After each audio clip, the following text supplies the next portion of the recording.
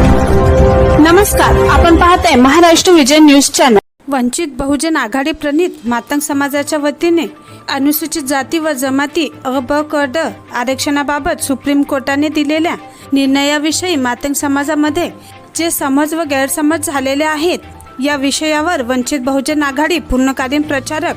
तथा अण्णाभाऊ साठे क्रांती संस्थापक अध्यक्ष गजानन तायडे यांनी पत्रकार परिषद घेतली। सुप्रीम कोर्टाने अनुसूचित जाती व जमाती या वर्गात क्रिमिलेअर हा नियम लागू करावा असे मत व्यक्त केले आहे आणि हाच क्रिमिलेअर नियम लागू होऊ नये म्हणून बाळासाहेब आंबेडकरांनी विरोध दर्शविला आहे, अशी प्रतिक्रिया यावेळी वंचित बहुजन आघाडीचे पूर्णकालीन प्रचारक तथा अण्णाभाऊ साठे क्रांती संस्थापक अध्यक्ष श्री गजानन तायडे यांनी दिली आहे। आजची पत्रकार परिषदच्या माध्यमातून 1 ऑगस्ट 2024 ला सुप्रीम कोर्टाने उपवर्गीकरणाचा जो निर्वाळा दिलेला आहे, या निर्वाळ्याच्या अनुषंगाने आम्ही सर्व सुप्रीम कोर्टाचं अभिनंदन करतो, आभार मानतो। परंतु खऱ्या अर्थाने या महाराष्ट्रामध्ये या चळवळीला सर्वप्रथम ज्यांनी पाठिंबा दिला आणि चळवळ गतिमान केली असे आमचे श्रद्धेय बाळासाहेब आंबेडकर, मी त्यांचेही या ठिकाणी आभार मानतो। व आज रोजी या महाराष्ट्रामध्ये जो गैरसमज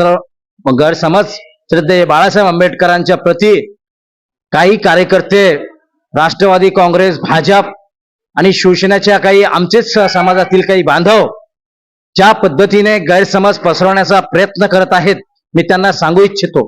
की या महाराष्ट्रात सर्वप्रथम श्रद्धेय बाळासाहेब आंबेडकरांनी या चळवळीला पाठिंबा दिला आणि हे चळवळ गतिमान करण्यासाठी त्यांनी आपल्या बैठकीच्या माध्यमातून, सभेच्या माध्यमातून मातंग समाजाला एक ऊर्जा दिली। असं असताना आज बाळासाहेब आंबेडकरांनी जो क्रिमिलेअरचा जो मुद्दा मांडलेला आहे सुप्रीम कोर्टाने, त्याच मुद्द्यावर नाराजी व्यक्त करत त्या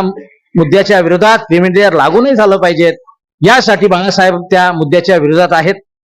आणि म्हणून या ठिकाणी आपण सर्वांनी जे काही आहे सर्व वाचून घेतलं पाहिजेत आणि जे गैरसमज आहेत हे या ठिकाणी थांबवले पाहिजेत, कारण या ठिकाणी जे गैरसमज पसरवण्याचा प्रयत्न होत आहे तो चुकीचा आहे। म्हणून मी या ठिकाणी सर्वांना आव्हान करतो की आज आमचं हे आरक्षण लवकरात लवकर हे केंद्रात असलेलं शासन जे आहे, भाजपचं शासन आहे,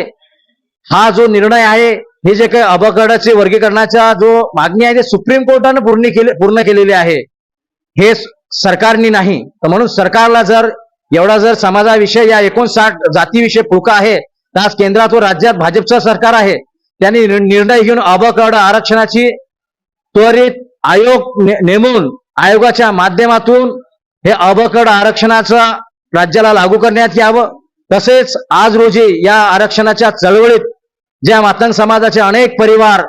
वीरमरण पावले, अशांना 25 लाखाची मदत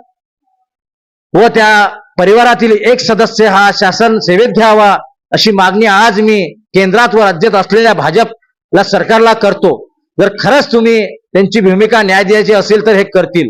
आजच्या रोजी एवढंच सांगतो की या चळवळीला, महाराष्ट्राच्या चळवळीला श्रद्धेय बाळासाहेब आंबेडकरांचा मोठा आधार आहे आणि हे यापुढेही राहील अशी या ठिकाणी